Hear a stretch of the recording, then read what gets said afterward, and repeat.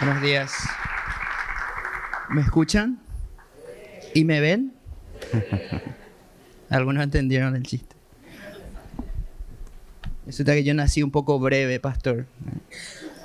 Recién me decían, ¿usted va a poner en el atril? Yo dije, no, atril es modelo Vince, no, me va a hacer muy alto, dije. Así que muy feliz, muy emocionado con el homenaje al pastor Tito. Les cuento que desde que llegamos que nos están mimando, hasta con chocolates. Y pensaba yo recién, y sobre todo cuando veía al pastor Tito siendo honrado, ¿no es cierto que la honra es el perfume de Dios? Es como que huele a Él, ¿verdad? Es su música, es su esencia, la honra, ¿verdad? Y yo creo que hoy deberíamos aprovechar este eslogan, ¿verdad? Volviendo al primer amor, para honrar a mucha gente que hoy ya no está, quizás, ¿no? Y sobre todo para honrar a Dios. Tengo la ayuda de Nico ahí en el Nicolás. Acabamos de conocerle a Nicolás. La pregunta que hoy deberíamos tratar de contestar es ¿cuál es nuestro papel en la sociedad? ¿Qué se espera? ¿Qué espera Dios de los hijos de Dios en la tierra? ¿Y qué espera Dios de los hijos de Dios en el Paraguay en particular? Estamos quizás en los tiempos más difíciles de interpretar de todos los tiempos. La abundancia de mentira es extraordinariamente alta. La escasez del bien es evidente. Entonces, el Hijo de Dios, ¿cuál es su papel? Esa es una buena pregunta. Nico, ponen la primera, si es posible. Ustedes van a ver ahí, los músicos, seguramente, si hay algún músico, si puede interpretar esta obra famosa. Se llama 4 minutos 33 segundos. La pueden googlear ahora mismo si tienen ganas. Y seguro que les llama la atención algo, ¿verdad? De esta obra. Esta es la partitura oficial de la obra 4 minutos 33 segundos. Básicamente es un silencio que dura 4 minutos 33 segundos. Y hay orquestas muy famosas, como la Orquesta Filarmónica de Berlín, que en los conciertos la ejecuta. Esta es una obra que me encanta, yo podría ejecutarla perfectamente, ¿verdad? Ahora ustedes van a decir, ¿cómo una obra tiene un silencio de 4? Pues sí. Porque hay una transformación cultural, hay un cambio cultural, y ese es un cambio cultural programado.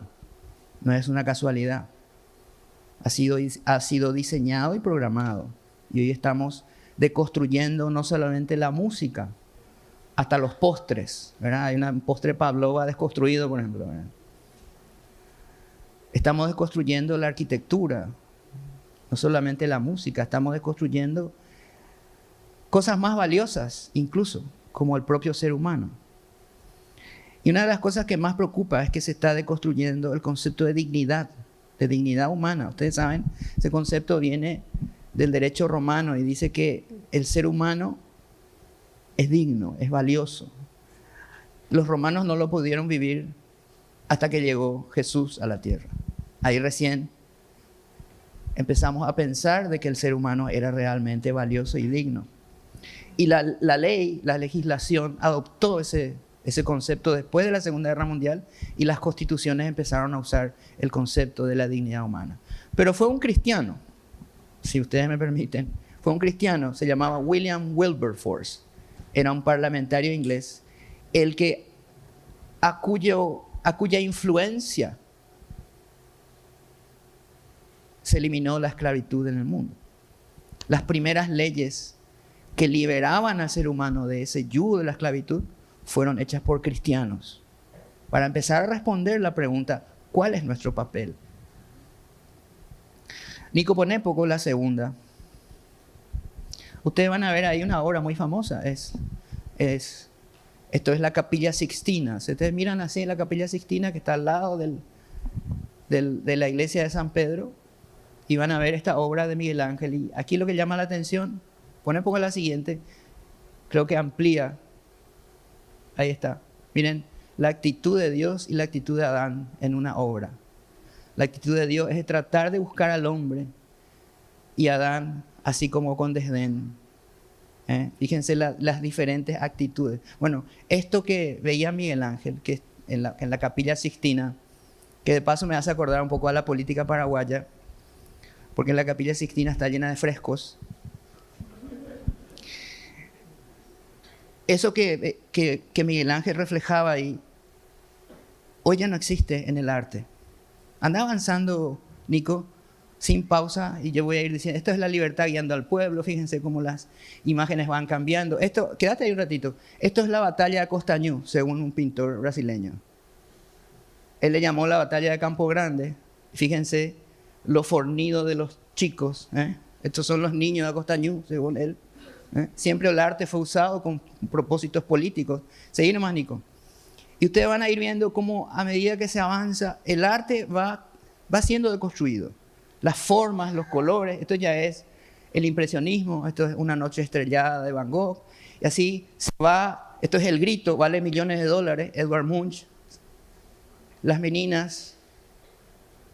Y así se va de... Esto es, quédate ahí, Nico, esto es Desnudo bajando la escalera, así se llama la obra. Yo no veo el desnudo ni veo la escalera, pastor. Seguí nomás, Nico.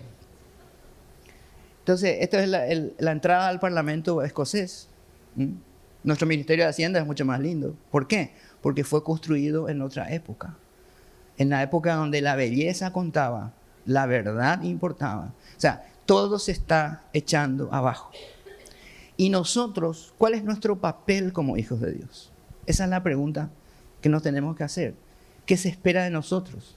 Yo les cuento que nosotros, por definición, ya siendo paraguayos, somos campeones. Y siendo hijos de Dios, somos más que campeones. Entonces, nuestro papel es ser la luz. Lo dice la palabra. Es ser la sal. Sin nosotros, las ideas, y eso me di cuenta a lo largo de estos últimos años, sin nosotros las ideas no tienen profundidad. Eso no es cierto. ¿Quiénes son los que ven ahora, pastor, lo que está pasando en el mundo? Somos nosotros. Entonces nuestra responsabilidad es enorme. Si somos abogados, si somos bioquímicos, si tenemos un empleo barriendo la calle, da igual. La responsabilidad es demasiado grande porque nosotros sabemos lo que está pasando. Pero hay una oscuridad muy grande en el mundo. Muy grande. Imagínense ahora hay una tribu en el sur de México, no es una tribu, es una secta que practica el canibalismo. Con la gente que se va a suicidar, los convencen de que se les paga una buena suma y luego esa gente se suicida y se los comen. Eso era impensable a principios del siglo XX, porque el concepto de dignidad humana está cambiando. Esto que vimos hoy, este homenaje lleno de niños, cada vez se ve menos, pastor, porque los niños son las primeras víctimas para no existir.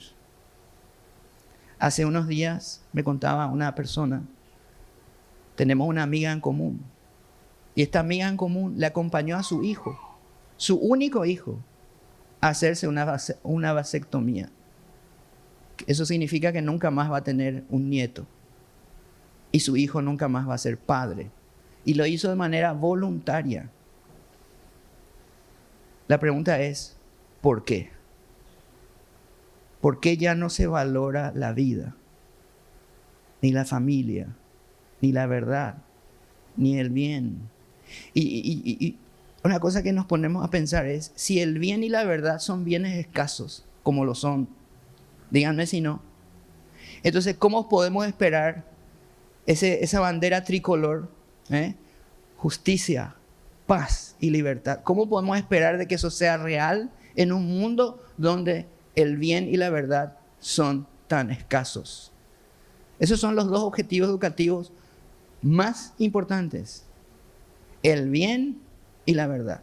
Porque si no está el bien y la verdad, cuya fuente es el amor, la única fuente, entonces no podemos vivir ni en justicia, ni en paz, ni en libertad. El Paraguay es un país distinto, porque el Paraguay consiguió vivir en justicia, en paz y en libertad. Yo creo que es uno de los únicos, si no el único país del mundo que lo consiguió. Pero no pudo sostener porque no conocía a Dios. No lo pudo sostener, pero evidentemente Dios puso algo muy especial en nosotros. Y yo quiero compartir hoy las evidencias de que eso es así. Nico, poneme un poco la 18. ¿Qué me dicen de esta foto? ¿Alguna reflexión sobre esta foto? Nico, poné la siguiente. Y hace clic una vez. Una vez hace clic. ¿No? ¿No salen unas flechas? ¿No se ve o sí se ve? No pasa nada. No importa, Nico. ¿Ninguna idea sobre por qué yo muestro esta foto?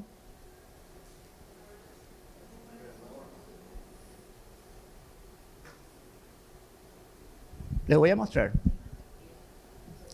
¿Cómo? ¿Dónde? En el medio hay una serpiente.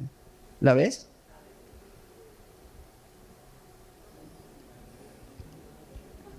¿Ya la ven? Hace una S. ¿Qué es lo que quiero decir con esto? Que el mal nunca se presenta como tal. Desde que, inclusive para hacer preguntas, como la pregunta con que Dios te dijo, si eres el Hijo de Dios.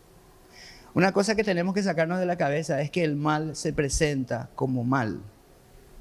Nunca se presentará como mal, porque su esencia es la mentira. Por lo tanto, el mal está oculto. Nico, anda a la 21. Mejor dicho, a la 20, una antes. Decía Edgar Allan Poe, cuanto más a la vista, cuanto menos escondido está algo, se hace más difícil aún para ver. Algo que está demasiado a la vista ya se hace invisible. Y esa es la cultura. La cultura está ahí, pero es invisible a nosotros. Y empezamos a ver que la gente no quiere tener hijos. ¿Pero por qué? Empezamos a ver, pastor, de que hoy los hijos ya no piensan como los padres. Y ese es un fenómeno que viene ocurriendo desde hace 50 años, pero de manera planificada. Los hijos ya no piensan como los padres. ¿Por qué? Hay una amenaza grande en la humanidad hoy, en la tecnología, para bien y para mal. Pero hoy con la tecnología, los medios, las películas, las historias, los cuentos, las redes sociales, que a veces parecen más redes cloacales, están cambiando la cultura frente a nuestros ojos. Antes, los hijos pensaban como los padres. Hasta hace 50, 60 años, los hijos, las generaciones que nacían, pensaban como sus padres. Hoy no es así. Y mi generación quizás sea la peor de todas, porque es la generación pivot, salvo los hijos de Dios. Hay una psicóloga que se llama Pilar Sordo, dice, nuestra generación, que es la mía, es la primera en la historia de la humanidad que le tenía miedo a sus padres y ahora le tiene miedo a sus hijos. ¿Por qué sucede eso? Quizás por este tipo de cosas. Ahora sí, Nico, la siguiente. Este es un señor que es un presentador de la televisión inglesa. Es muy famoso. Miren lo que dice. El ser humano es una plaga en el planeta. ¿Y qué se hace con las plagas? ¿O no? El problema es que somos los paraguayos. Somos tan buenos. Porque eso dice nuestra historia. Que hasta a las hormigas, ¿qué se le pone? Cuando se van a la ferretería y quieren... ¿Qué se le pide al ferretero? Dame un poco de remedio para las hormigas. ¿Verdad? ¿Sí o no? Los paraguayos le ponemos remedio a las hormigas. El problema es que esas ideologías están por todo el mundo y sus objetivos están bien claros. Por ejemplo, pone un poco la 25, Nico. Según las Naciones Unidas, estuve en Naciones Unidas hace un mes. Entramos a orar ahí. Según Naciones Unidas, no sale, ¿verdad? A ver, hace un poco siguiente. Bueno, les leo. Pangénero. ¿Quién es una persona que es pangénero?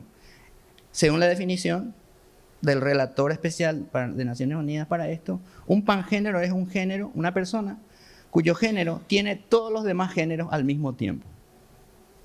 ¿Qué es un hidrogénero? Es una persona que comparte características con el agua. ¿Qué es un género vacío? Una persona que se define como género vacío es un género que se describe, como su nombre lo dice, un género vacío, que cuando es consultado sobre su género, solo tiene un espacio en blanco en su mente. O el amicagénero. Amicagénero es un género que cambia según el amigo con quien uno se encuentre. Esto está pasando frente a nuestros ojos. ¿Y cuál es nuestra misión como hijos de Dios? ¿Cuál es la idea? La idea es que le llevemos al ser humano, esa gente le quiere llevar al ser humano a una desertificación completa. Por eso los niños son tan importantes, porque es un desierto biológico donde la gente ya no tiene hijos. Es un desierto intelectual donde la gente ya no puede pensar con profundidad. Es un desierto creativo donde la gente ya no puede crear una solución práctica a sus problemas. Es un desierto. Pero el Paraguay se enfrenta a esto porque el Paraguay es distinto. El Paraguay siempre fue distinto. Miren, la 36, Nico, pone un poco. No importa. Dice una de sus ideólogas, el embarazo es una atrocidad, dice. Ahí está. Suleiman Firestone. El embarazo es una atrocidad. 34, dos antes. Esta es una actriz colombiana, muy famosa. ¿Qué dice? La verdad y el bien son bienes muy escasos. El problema es que en el Paraguay hay razones para pensar de que el Paraguay es la tierra del bien y la verdad. Y vamos a ver por qué. En primer lugar, miren lo que decía el 42. Richard Allen White, hace poco murió, era un historiador, por allá de estar Alcides. Si está por acá Alcides. Decía él, eso que se planteó en la Revolución Francesa no pasó en Francia. Al mismo tiempo que en Inglaterra se estaba aboliendo la esclavitud por los cristianos, la Revolución Francesa, al mismo tiempo, estaba planteando la libertad, la igualdad y la fraternidad, pero mientras tanto instalaba el reino del terror. 40.000 muertos en 10 meses. 40.000 muertos inocentes en 10 meses. ¿Eso es libertad, igualdad y fraternidad? No. Tienen ahí la diferencia. Alexis de Tocqueville se llamaba un filósofo francés. ¿Y por qué decía Alexis de Tocqueville? La democracia triunfó en Estados Unidos y no en Europa. Se fue a Estados Unidos a averiguar por qué. Y la diferencia eran los cristianos. Esa era la diferencia. Porque donde están los hijos de Dios, se ama el bien y se ama la verdad. Y florece la sociedad a través de los niños y a través de las nuevas generaciones. ¿Saben cuál es la tasa de natalidad del Paraguay hoy? 2.4. Si llegamos a bajar a 2.1, ya no crece el Paraguay. Es que la tasa de natalidad está llegando. Hay culturas que ya van a desaparecer. Italia tiene tasa de natalidad 1.1. Coman pasta, rápido. No hace falta que se apuren tanto tampoco. España tiene 1.2. Son culturas que van a desaparecer. Porque ese es el diseño. Eliminar la identidad nacional. Porque la identidad nacional es parte del edificio de la identidad. La identidad es como un edificio. Y los fundamentos son la verdad y el bien. Una parte de ese edificio es la identidad sexual. Otra parte es la identidad psicológica, familiar.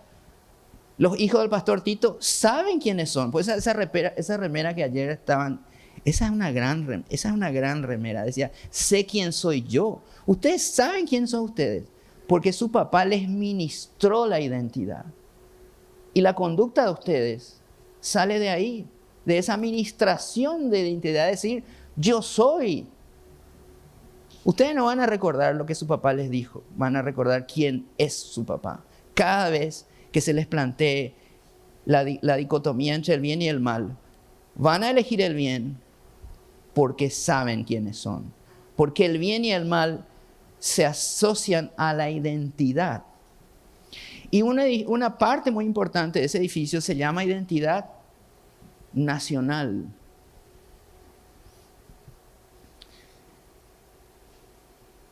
Recuerdo una anécdota, voy a adelantar mucho.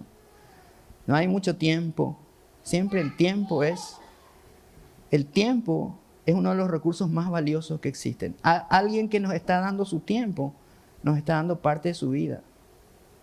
Por eso la excelencia de Dios consiste en usar bien el tiempo.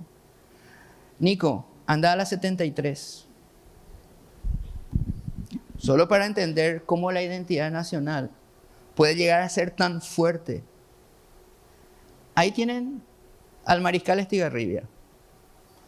De un lado, el Mariscal Estigarribia, y del otro lado, Mariscal Estigarribia. O sea, la calle, ¿verdad? Se estaba haciendo el desfile de la victoria en agosto del 35, cuando Paraguay gana la Guerra del Chaco. Y aquí vemos a tres personajes históricos. En el medio, en ese momento, era el general José Félix Estigarribia. A su lado, una calle, Eusebio Ayala. Era el presidente. Fíjense la elegancia de Eusebio Ayala. No Eligio ya estaba muerto. Y aquí está su esposa, la esposa del general Estigarribia se llamaba Julia Cueto. Ambos murieron en un accidente aéreo un tiempo después. Y se acerca, fíjense en la cara de Estigarribia. La cara de Estigarribia es como que está un poco preocupado, ¿verdad? No está feliz. Es porque unos segundos antes se acercó a él una señora. No le dejaban pasar al principio. Él cuando ve que una señora se acercaba a él, le hace así a los guardias, le dicen que le dejen pasar. Se acerca a la señora y le abraza. Le dice, ¿le puedo abrazar? Sí. Le abraza. Y le dice en el oído, general, le quiero bendecir. Quiero agradecerle por todo el sacrificio que hicieron. Estoy muy contenta que el Paraguay venció esa guerra. Pero general, le dijo, solo espero que haya valido la pena, porque yo perdí a mis 7 hijos.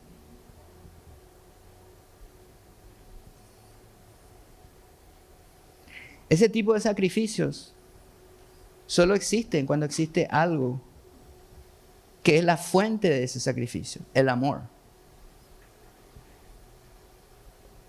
Ese es el amor que nosotros tenemos a nuestros hijos. Ese mismo amor que tenemos a nuestros hijos, lo tenemos por nuestra patria. ¿Por qué? Porque sabemos que Dios ama a todos. Sabemos que Dios pone en las naciones misiones especiales. Paraguay tiene una misión muy especial. Paraguay es la nación donde mucha gente prefirió la muerte antes que renunciar a su país. Si no, ¿cómo le podemos llamar a lo que hizo José Matías Vado, por ejemplo? Que no es una ciudad. Pero si le preguntamos a nuestros jóvenes, ¿quién es José Matías Vado? Quizás van a asociar a Vado con la marihuana. Cuando que era una persona extraordinaria, tan extraordinaria era que el ejército brasileño, cuando por fin pudieron alcanzarle con sus cañonazos, cuando por fin veían ellos esa amenaza reducida a prácticamente un cadáver, se bajaban de sus caballos, se sacaban sus pañuelos y los mojaban en la sangre que le brotaba del estómago y de las vísceras a Matías Vado para ponerse eso como si fuese un amuleto, porque era tan valiente ese hombre que decían, es algo que yo quiero. Pero un médico le vendó a Vado y evitó que se muera. Esa noche se recuperó y al día siguiente amaneció totalmente vendado. Pudieron salvarle la vida. Pero a la mañana aparecieron en el campamento enemigo unos paraguayos que venían de Buenos Aires a pelear contra el Paraguay, los legionarios, y le quisieron dar una bolsa con pepitas de oro en homenaje a su valor, porque en el fondo estaban orgullosos de ser paraguayos. ¿Y saben qué hizo Vado? Se levantó de su lecho, los echó a patadas y se arrancó las vendas, porque él prefirió morir que recibir un homenaje que deshonraba a su país. Y hoy para nosotros es un pueblo, una ciudad. O el teniente Fariña, que se enfrentó a toda la flota brasileña con un cañón, un solo cañón, puesto en una canoa. Se enfrenta y dura 5 días el combate. 5 días. Y no pueden con él. Y cada vez que él impactaba en uno de los buques brasileños, lanzaba un grito, un zapucay que se escuchaba por kilómetros. Y hoy para nosotros, Fariña es una calle. ¿Por qué? Porque la memoria histórica está bajo ataque. Porque tiene una importancia geopolítica. Y porque está bien financiada. Yo no sé si ustedes saben, pero la guerra de la Triple Alianza fue una guerra fue un genocidio y fue una guerra de rapiña. Vinieron a robar, a matar y a destruir. Suena, ¿no? Y además fue financiada. Y la misma persona que firmaba el cheque para Carlos Marx, porque Carlos Marx era una persona que fue sostenida por este financista, él abandonó a sus hijos. 5 hijos de Marx murieron de hambre. Y él es el ideólogo del marxismo, por supuesto, de la izquierda. Esa misma persona que escribía los cheques para Marx, escribía los cheques para financiar la guerra de la Triple Alianza. ¿Ustedes sabían eso? Al mismo tiempo, el Paraguay era un país distinto. Un país donde el bien y la verdad imperaban. Pon un poco el 70, Nico. Fíjense lo que eran estos valores, el carácter. Ranger decía, ¿por qué en el Paraguay las cosas iban tan bien? ¿Por qué la gente amaba al Paraguay? ¿Por qué no había muerte en el Paraguay? Anda al siguiente, Nico. ¿Por qué, decía Félix de Azara, era el Paraguay la tierra de los iguales? Félix de Azara era un gran cartógrafo militar español, vino en el siglo XVIII y ya veía en nosotros algo distinto. Decía, aman la libertad, viven en sus campos, en su estancia, y ahí no le falta nada. Era imposible ser pobre, decía Manuel Domínguez. ¿Por qué? Porque éramos capaces y amábamos al ser humano. Por eso éramos tan hospitalarios. Dice que éramos los más hospitalarios. Siguiente. Amábamos la paz, el sacrificio. Nosotros éramos realmente distintos. McMahon, que era un embajador que vino al Paraguay, decía, este país es tan impresionante que hasta los niños pelean con los padres para defender a su país. Y cuenta el caso de un niño que tenía 10 años, que estaba peleando en la trinchera con su papá. Y dice que su papá cae por efecto de las balas, cae. Y el niño, en vez de llorar, levanta el fusil y sigue disparando él hasta el final de la batalla. Y McMahon, el embajador de Estados Unidos en ese momento, se acerca a él después de la batalla y le abraza y le dice, mi hijo, ¿Qué tal? Le dice. Ya con el padre muerto. Y le dice, le mira a este niño y le dice, no sé, Señor, hice lo mejor que pude. La pregunta es si nosotros estamos haciendo lo mejor que podemos para defender al Paraguay. Ponen por el 73, Nico. El espíritu de sacrificio. 73, ¿será que vi mal? Creo que yo mismo hice un cambio.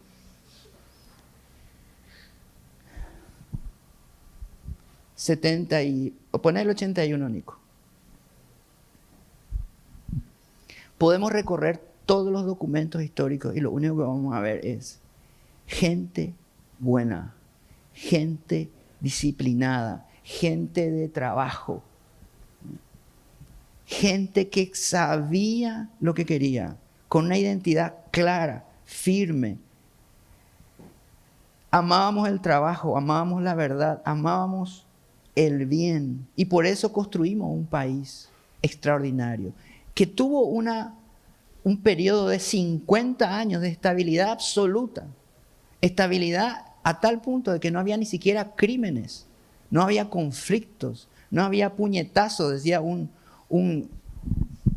italiano que vivía en Paraguay, era el cónsul de Italia, decía, en Paraguay ni siquiera hay una riña, una pelea, un puñetazo. No saben lo que es el conflicto, porque todos están felices y tranquilos. Él le contaba en unas cartas a su esposa, que no hace más de 10 años que se encontraron esas cartas en Roma, porque no se sabía su existencia, hasta que un historiador italiano las encuentra, y eran las cartas de este señor a su esposa en Roma, y le decía, Lorenzo Chaperon se llamaba, le decía a don Lorenzo, mi amor, yo no te puedo explicar lo que es este país. Acabo de ver un choque de 2 barcos, uno de ellos se hundió, pero vos sabés lo que vi después. En el vapor cantaban, en la costa se reían, decían. Acá ni siquiera se les habla con apodos a la gente. Este es el país donde impera la ley, decía Chaperon. Entonces, nosotros hoy lo que vemos es que el Paraguay está en peligro. Está en peligro y en primer lugar está en peligro porque nosotros no conocemos lo que pasó. Y saben que no conocer lo que pasó no nos hace madurar. Poné un poco, Nico, el 98. Para que nosotros maduremos, tenemos que entender el pasado. Porque entendiendo el pasado, vamos a poder entender algo muy importante: quiénes somos. A los jóvenes que están aquí, yo les digo una cosa. El motivo por el cual sus pastores nos convocaron hoy no es para que ustedes nos conozcan, es para que ustedes se conozcan, para que conozcan lo que pasó. Porque entendiendo lo que pasó, se van a poder proyectar hacia lo que Dios tiene para ustedes. ¿Cuál es el siguiente? Ponen por el siguiente. Miren lo que es la consecuencia de un país que trabaja, de un país donde imperan los valores. Esto se escribió. Este era un embajador que vivió 15 años antes de que estalle la guerra. Miren lo que decía. Paraguay es la nación más poderosa del Nuevo Mundo, después de los Estados Unidos. O sea, en realidad, después de que hace ese comentario, ya se olvida de que era americano, porque después dice que su pueblo es el más unido y que su gobierno, el gobierno del Paraguay, es el más rico que el de cualquiera de los estados de este continente. Pero ¿qué pasa? ¿Por qué? Nunca se preguntaron por qué en el Paraguay, por qué el Paraguay es la única nación donde un presidente y un vicepresidente mueren el mismo día y en combate. Nunca se preguntaron eso. Nunca se preguntaron por qué el Paraguay es el único país del mundo cuya capital en ese momento, Piribebuy, desaparece en un solo día. Todos los habitantes de la capital de ese país, Paraguay, mueren en combate en un solo día. Nunca se preguntaron eso. Los 1.600 habitantes de Piribebuy perecieron peleando en un solo día. Y los que no estaban peleando estaban en el hospital y fueron quemados vivos. Cuando nosotros decimos eso, La gente se sorprende. ¿Y por qué se sorprende? ¿Saben por qué se sorprenden? Porque este asunto de eliminar la historia ya viene con muchos años. Este asunto de enterrar al Paraguay, enterrar la historia del Paraguay, para que la gente no se entere, ya viene de muchos años. No es ahora. Esta gente viene cosechando lo que ha sembrado en contra de los intereses del Paraguay. Miren lo que decía. Ponen por el siguiente. ¿Saben cuál es el problema? La indiferencia. Porque cuando se olvida algo, decía Saramago, podemos caer en algo terrible, la indiferencia. ¿Cuál es nuestro papel como hijos de Dios? Es la pregunta. Pon el siguiente, Nico. Miren lo que decía don Carlos Antonio López. ¿Cómo vamos a ser felices si no somos libres? Es la pregunta. Si van a tomar decisiones por nosotros, ¿cómo vamos a ser felices? La felicidad de nuestros niños depende de la fortaleza de nuestro carácter. Y ser libre es una capacidad, no es algo que a uno se le regala, es algo que uno es. Es como el sexo, la felicidad. El sexo, no, uno no tiene un sexo, uno es de un sexo. Por lo tanto, lo que uno es no se puede cambiar. Yo no le puedo arrancar a alguien su sexo. No existe el cambio de sexo. No existe. Porque eso tiene nivel celular, nivel molecular. Lo mismo la libertad. La libertad no es algo que uno tiene, es algo que uno es. Porque es la capacidad que uno tiene de ejercer su propia voluntad. Y esa capacidad, cuando se ejerce sin capacidad, se pierde inmediatamente. Una persona que está adicta a las drogas, ¿tiene libertad? Puede ser por un tiempo, pero va a perder la libertad física, la va a perder. Tarde o temprano se va a ir a la cárcel. O puedo estar yo en la cárcel, pero ser libre, porque mi mente ya no depende de la droga ni de la mentira. La mentira es una cárcel. Entonces la libertad es muy profunda, la libertad, como para tomar ese término a la ligera. Ponemos el siguiente. El siguiente es un documento que estuvo en mis manos varias veces. Es la Declaración de Independencia del Paraguay. Miren lo que dice ahí. Les voy a ayudar a leer esto. Acá dice ahí dice República. Ahí dice, la República del Paraguay en el Río de la Plata es para siempre, dice ahí, de hecho y de derecho, una nación libre e independiente de todo poder extraño. Y eso está firmado por más de 1000 delegados que declararon eso sobre el Paraguay. Y esta es una amenaza para gente que quiere someter la voluntad de los demás. En esta nación no va a ser posible. Siguiente, ahí van a ver la firma, 2 grandes firmas. Ahí está, Carlos Antonio López, Mariano Roque Alonso. Entonces, ¿qué pasó en el Paraguay? Paraguay fue absolutamente soberano. Absolutamente. Soberano a nivel político, soberano a nivel económico, soberano a nivel financiero, soberano a nivel cultural,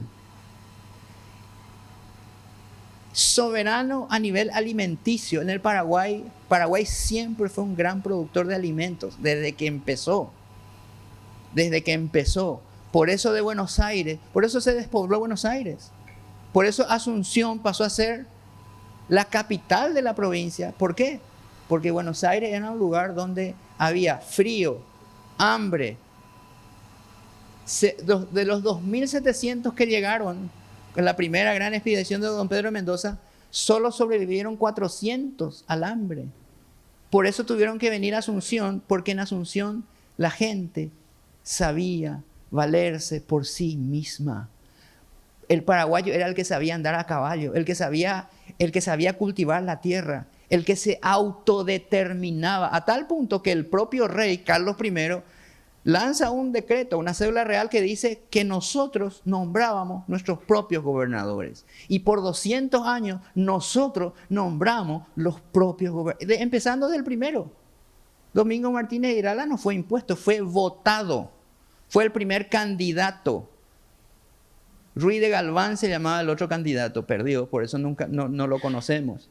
Pero a partir de ahí, elegíamos nuestros propios gobernadores, cultivábamos nuestros propios alimentos, porque la independencia, la soberanía y la libertad dependen de cada uno,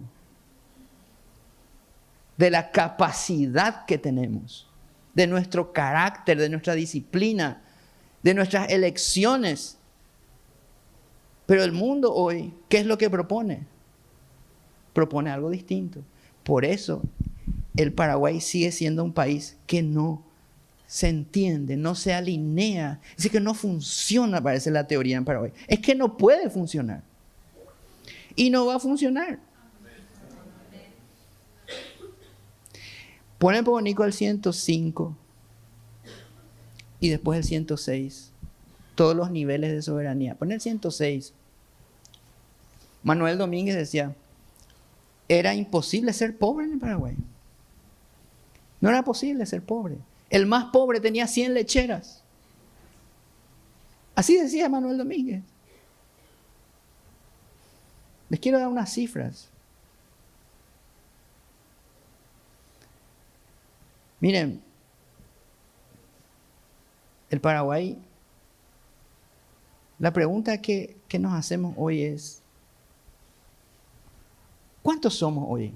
Somos 7 millones y algo.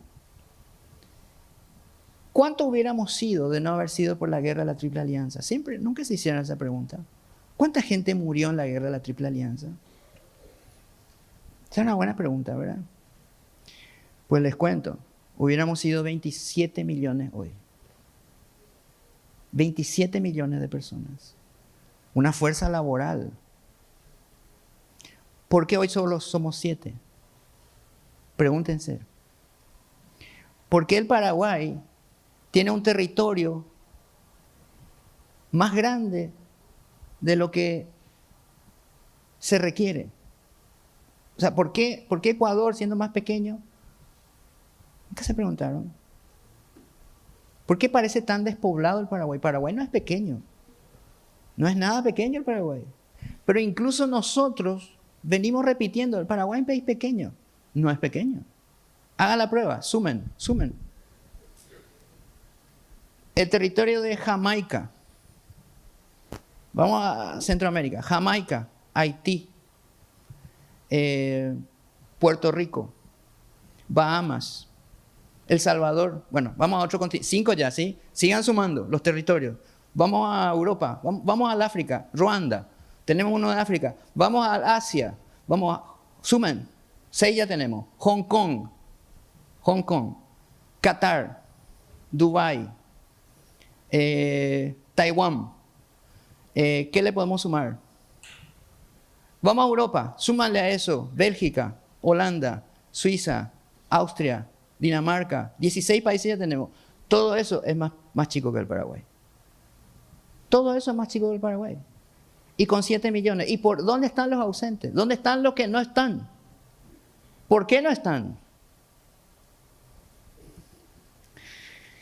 El Paraguay se enfrentó a un monstruo que quería sacarlo de su posición de ser un país ejemplo en Latinoamérica. Esa guerra no fue solamente contra el Paraguay, fue contra toda Latinoamérica. Porque el Paraguay, decía el diario Progreso de Argentina, era ese buen ejemplo que había que eliminar, había que combatir. Pon un poco el 133, Nico. No había ni un solo paraguayo sin estas 3 condiciones, decía. Decía, acá está parte de las cartas de Chaperón. Todo estaba en orden. El bienestar reinaba en todas partes. Ustedes pueden recorrer todos los documentos históricos. No hay ni uno solo que no diga esto. ¿Lo podemos asumir? Por supuesto que lo podemos asumir. Miren lo que decían los periódicos. Al andar al 135, un periódico de Inglaterra decía esto. La educación en Paraguay está tan ampliamente distribuida que difícilmente exista en Paraguay un solo país, una sola persona que no sepa leer y escribir y contar. Una situación que probablemente no existe en ninguna otra parte del mundo. Efectivamente, no existió esto en ningún otro lugar del mundo. Un día llega al Paraguay un francés que quería vender arados. Se llamaba Amadeo Bonpland. Era un señor que era parte de una expedición científica, la expedición de Humboldt. Y llega al Paraguay y el doctor Francia, que era tan desconfiado, lo mandó preso. Y cuando estaba preso en Santa María, le escribe una carta a su amigo y le dice: amigo, tengo que contarte varias cosas importantes. En francés la carta. Primero, no pude vender ni un arado, porque en Paraguay todo el mundo tiene su arado. ¿Por qué? Porque Paraguay fabrica su arado. Segundo, sorpresa, amigo. Cuando van a salir a sembrar, están leen cómo sembrar. Su propio presidente le escribe de puño y letra las instrucciones de cómo sembrar, cómo cosechar. Amigo, en nuestra Francia natal nadie sabe leer. El 80% no sabe leer. Acá todo el mundo sabe leer y escribir. Tercera sorpresa, me mandó preso. Desconfió de mí, cree que soy un espía y me mandó preso. Y estuvo preso 10 años, Amadeo Bonpland, por desconfianza. Claro, después Francia se dio cuenta que no era un espía. Entonces le envía un emisario y le dice, se baja de su caballo y le dice: señor Bonpland, sí, usted se puede ir. ¿Cómo? Usted se puede ir. Pero yo no me quiero ir. Y le dijo: usted no me está entendiendo, señor Bonpland. Yo vengo de parte del dictador supremo y perpetuo de la República del Paraguay, don José Gaspar Rodríguez de Francia. Por lo tanto, usted se va a ir. Ah, bueno, dijo. Juntó todas sus pertenencias, ya era rico, ¿eh? Ya era rico. Ganado, mucho ganado, carretas, cruza el Paraná y en Entre Ríos le escribe otra carta a su amigo y le dice: amigo, tengo que contarte varias cosas. El doctor Francia me dejó ir, pero qué tristeza, no dejó que yo saque a mis hijos del Paraguay, porque valoraba a los niños. Y qué tristeza, amigo, salí del Paraguay llorando. Llegué llorando, pero salgo también llorando. Y qué tristeza, amigo, cómo se nota que ya no estoy en el Paraguay. Acaban de asaltarme y me robaron todo lo que tengo.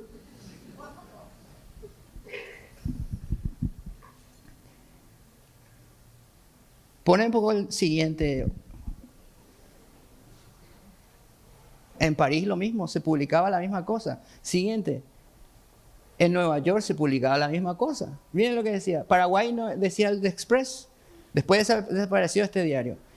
Paraguay ya no es más la nación desconocida hace pocos años. Hoy sabemos que es la más rica, la más exuberante y la mejor ubicada de todos los países. Pero nosotros hoy decimos: ¡ay, somos mediterráneos!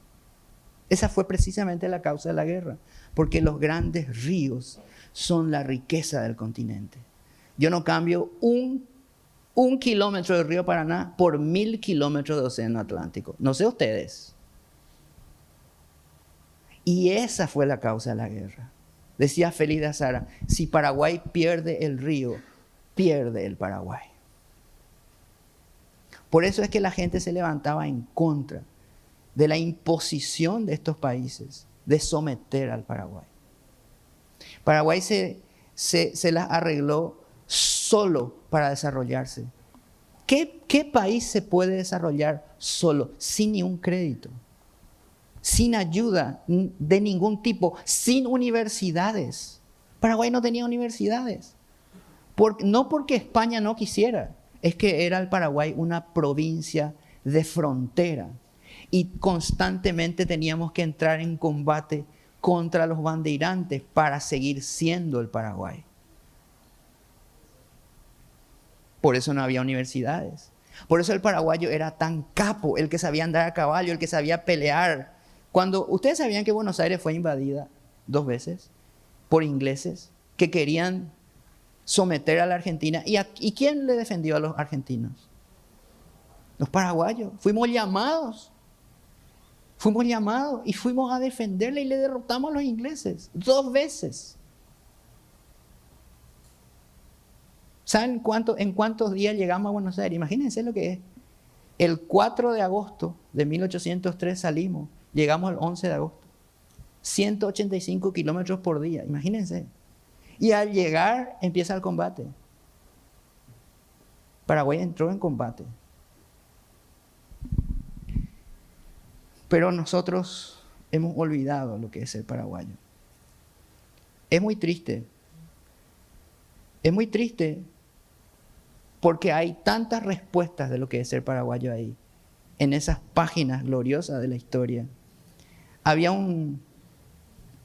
Pone un poco, Nico, el 145. Había un señor que se llamaba John William Whitehead. Era un ingeniero británico. Él era el dueño de esta publicación. Se llamaba El Ingeniero. Y un día le recibe la visita de don Francisco Solano López. Y don Francisco le dice: señor Whitehead, he venido del Paraguay para contratarle y llevarle al Paraguay. Yo no sé exactamente, sé que la conversación se llevó a cabo en inglés, pero no sé exactamente los detalles de la conversación. Pero me gustaría pensar de que fue más o menos así por lo que pasó. Dice que don Francisco le trata de convencer a Whitehead para traerle al Paraguay.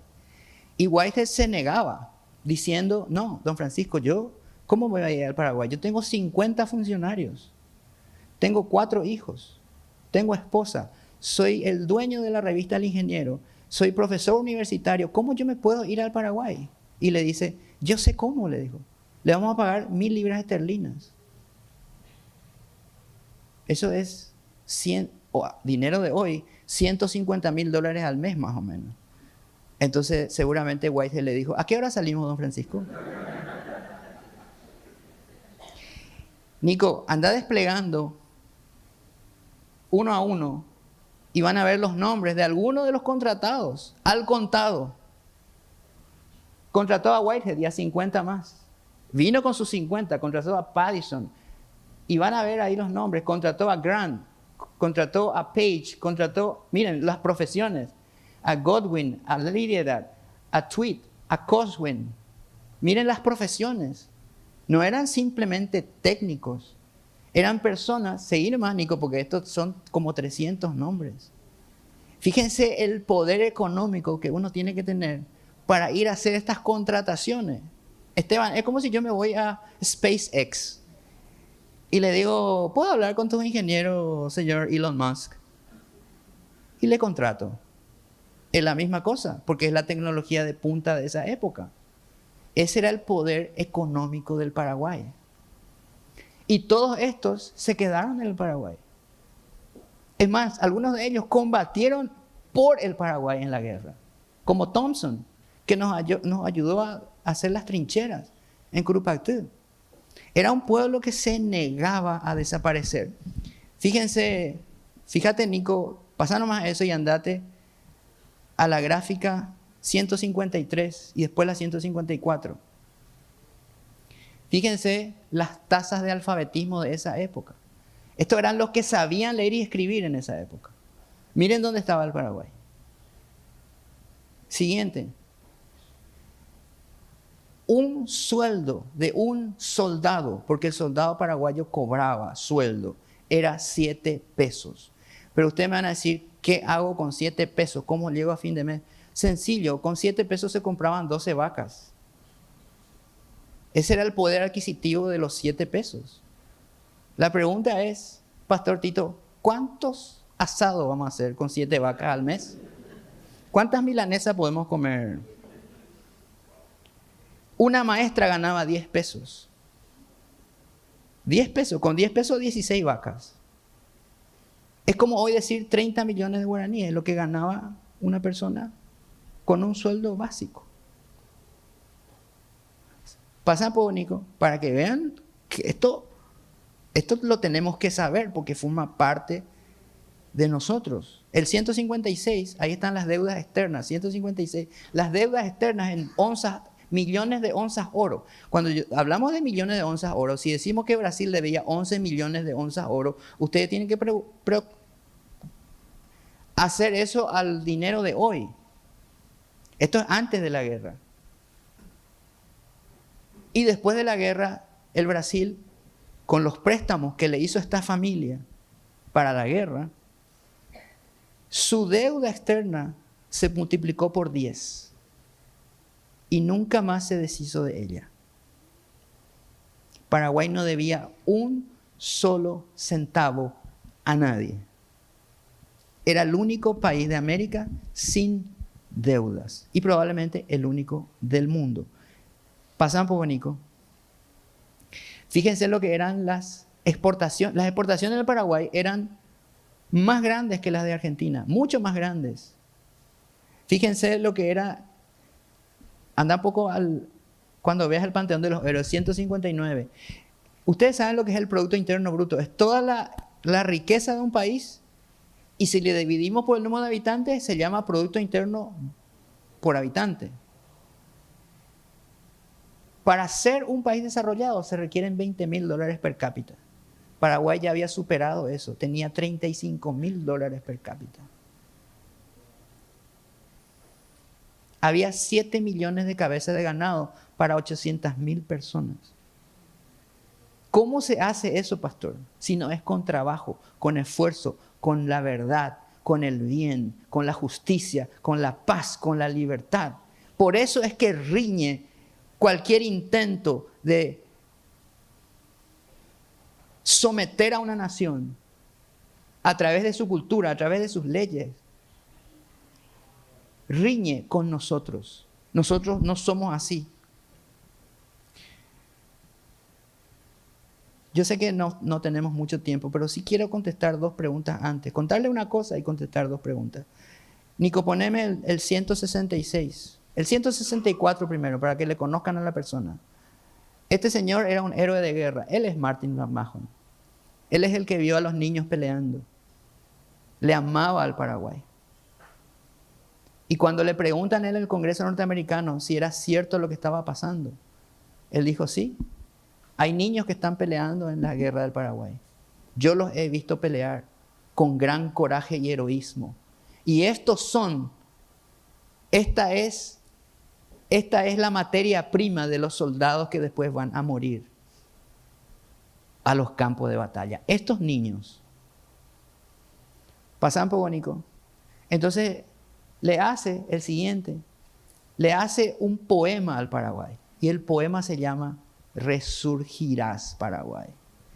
¿Es una poesía o es una profecía? Es la pregunta. Es una profecía. Cuando ustedes leen esto, se dan cuenta de que es una profecía que se lanzó sobre el Paraguay. Somos las mismas personas que han construido un país extraordinario.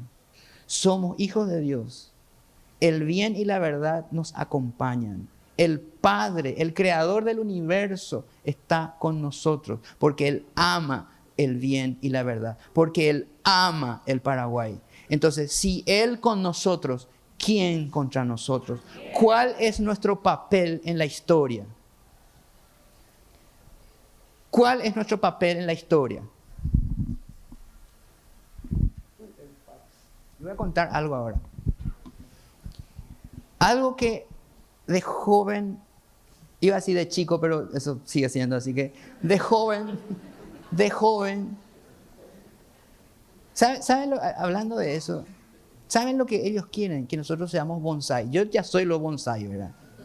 Pero ellos quieren que nosotros seamos bonsai cognitivamente hablando, identitariamente hablando.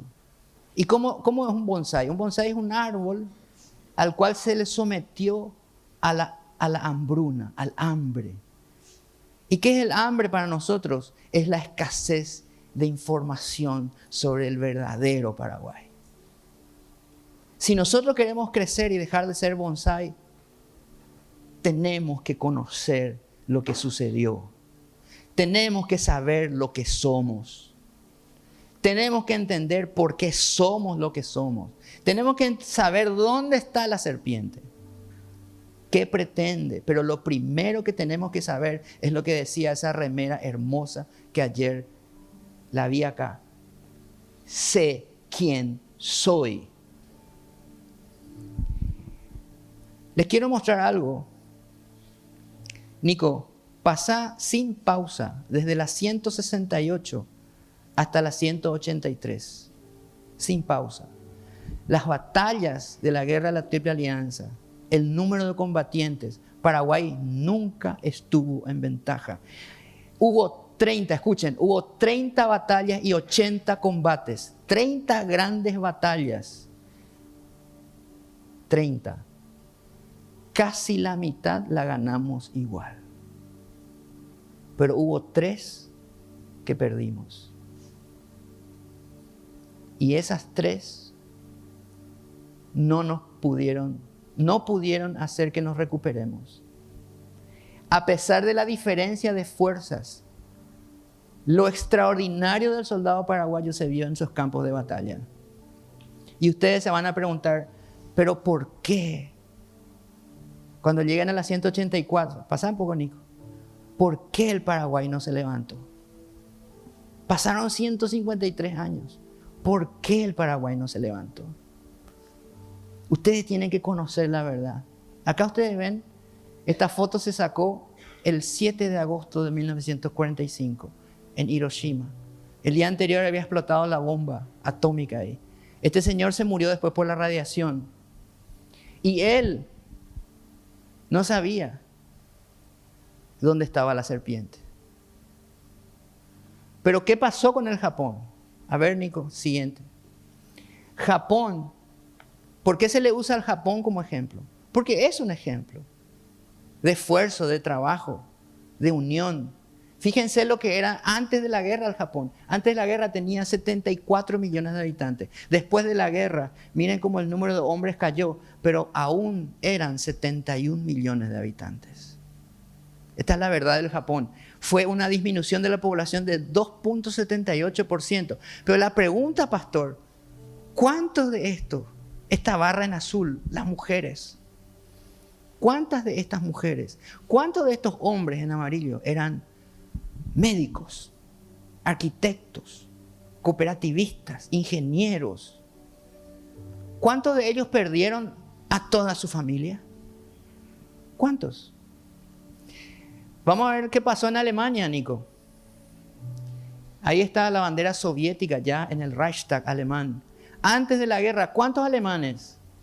Casi 70 millones. Después de la guerra, ¿cuántos alemanes? 64 millones. Miren la disminución de hombres, la disminución de mujeres. La curva de hombres más pronunciada porque murieron muchos en los campos de batalla. Pero aún así, esta disminución fue el 8.32% de todos los alemanes del mundo. ¿Cuántos de ellos eran? Berlín empezó a reconstruirse al día siguiente de la guerra. Literal, al día siguiente se estaban pasando los escombros. Vean las fotos. Se pasaban los escombros unos a otros para reconstruir su país. Y encima, ambas naciones, Japón y Estados Unidos, tenían un plan financiero, se llamaba el Plan Marshall, que se les inyectaba enormes cantidades de dinero para reconstruir esas naciones. Porque había un interés político y comercial detrás de la reconstrucción de esas naciones. Por eso hablamos del milagro alemán, por eso hablamos del milagro japonés. Pero vamos a un caso más extremo, Nico. Siguiente, vamos a un caso aún más extremo. Este caso que nos toca tan de cerca, porque cómo le amamos a este pueblo, ¿verdad? Al pueblo judío. ¿Cuántos eran antes de la guerra? En todo el mundo había un poco más de 16 millones de judíos en todo el mundo. Después de la guerra, del holocausto, el intento deliberado de eliminarlos de todo el mundo, miren lo que fue el descenso de hombres y mujeres, de judíos del mundo, porque sobre ellos se derramó el odio que venía de los infiernos. Fue la disminución del 32.1% de todos los judíos del mundo. Pero si esto se llama holocausto y se llama con justicia se llama holocausto. Vaya que sí. Entonces, ¿cómo, Nico? ¿Cómo le llamamos a lo que pasó en el Paraguay? ¿Cómo le llamamos a esto?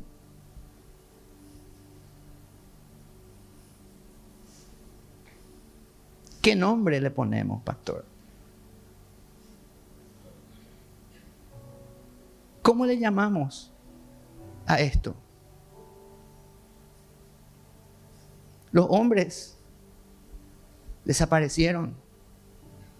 Solo quedaron niños, huérfanos, madres que fueron abusadas. Frente a la plaza donde hoy hay una estatua que se llama La razón vence al mal. Frente al Cine Victoria, ahí se organizó, el 1 de enero de 1869, se organizó una violación masiva de mujeres. Después de la batalla de Bagruz, la misma cosa. Fue una catástrofe humanitaria que no tiene nombre en la historia de la humanidad. Y nosotros, sin conocer la verdad. ¿Cuál es nuestra función como hijos de Dios? Esa es la pregunta.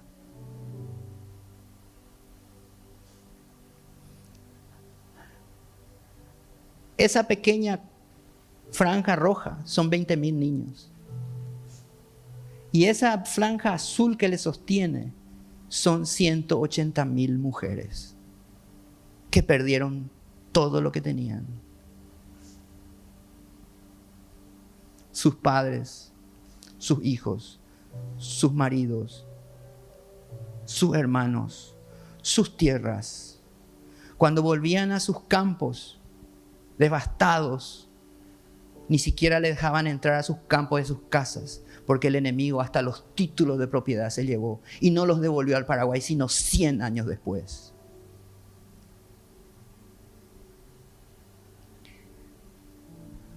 Vamos a la última, Nico. McMahon, antes de la última, miren lo que eran las fotos en esa época. Estos son 2 niños paraguayos. Miren la talla. La talla de los paraguayos bajó 15 centímetros después de la guerra por el hambre. Cientos de miles de muertos de hambre, cólera, viruela. Para matar más paraguayos, como se había descubierto que el cólera se transmitía por el agua, el general Emilio Mitre dice en una orden ejecutiva que se tiren todos los cadáveres con cólera a los ríos para matar más paraguayos. Miren lo que eran los niños paraguayos y un niño argentino de la misma edad, con la diferencia de que estos niños están muertos. Se los ubicó, fíjense, hay un pedestal acá. Estos son cadáveres de niños, no son niños. En esa época se usaba a los muertos se les sacaba fotos. Estos niños están muertos y miren, son piel y hueso. Los historiadores dicen que los cadáveres de los paraguayos no se enterraban. ¿Por qué? Porque no tenían olor. ¿Y por qué? Porque no tenían carne para pudrirse. Habían sido robados todos los alimentos del Paraguay. Fueron saqueados. Los paraguayos comían insectos. Muchos murieron por probar cosas que ni siquiera sabían si se podían comer. Vamos a la última, Nico.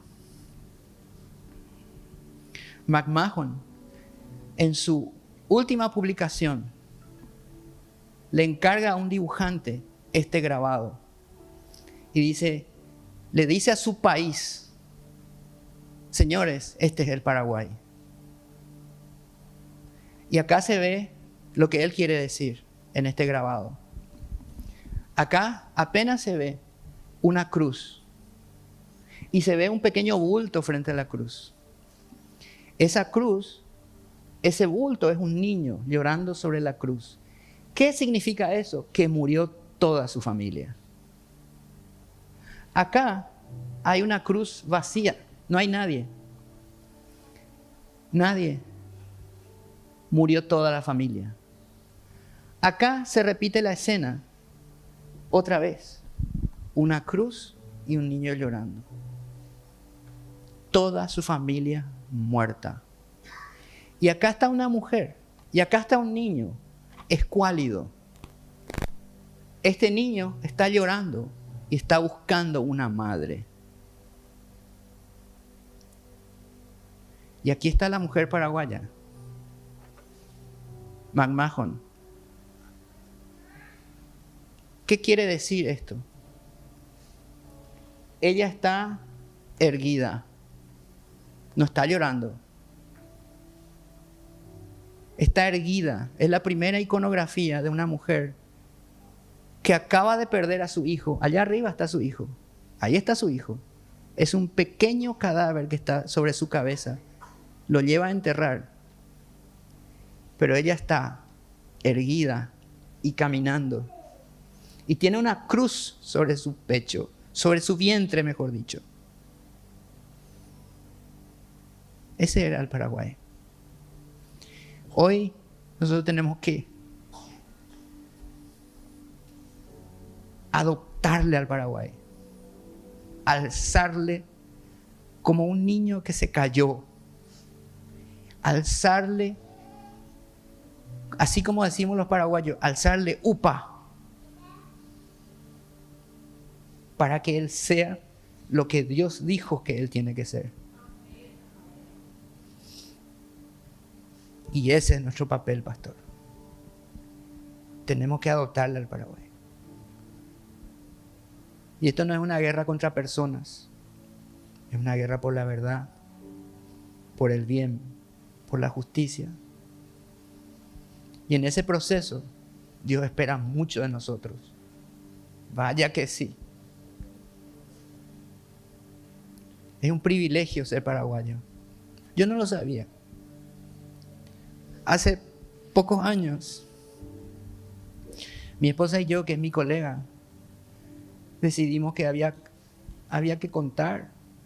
Entonces abandonamos nuestras profesiones. No porque no quisiéramos ser bioquímicos. Es porque hay una misión. Y hay que enviar a los hijos de Dios a todas las esferas, a la justicia, a la política, a los medios, a las universidades, a que sean la luz en esta oscuridad que cubre gran parte de la tierra. Hoy los cristianos son los más perseguidos del mundo porque nosotros decimos la verdad a riesgo de nuestras propias vidas. Hay 4.000 cristianos que mueren por año por ser cristianos. Hay 250 millones perseguidos en todo el mundo. Pero es aquí donde la verdad tiene que brillar. Porque nosotros somos la luz. Y hace muchos años,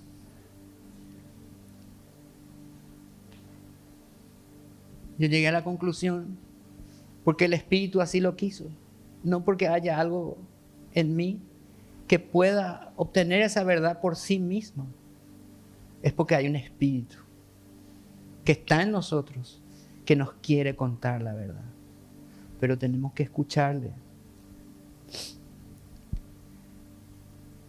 Y esa conclusión es que es un privilegio ser paraguayo. Es una responsabilidad ser paraguayo. Porque yo estoy seguro, pastor, que Dios ama a todos los seres humanos. Pero a algunos les dio el privilegio de llamarse paraguayos.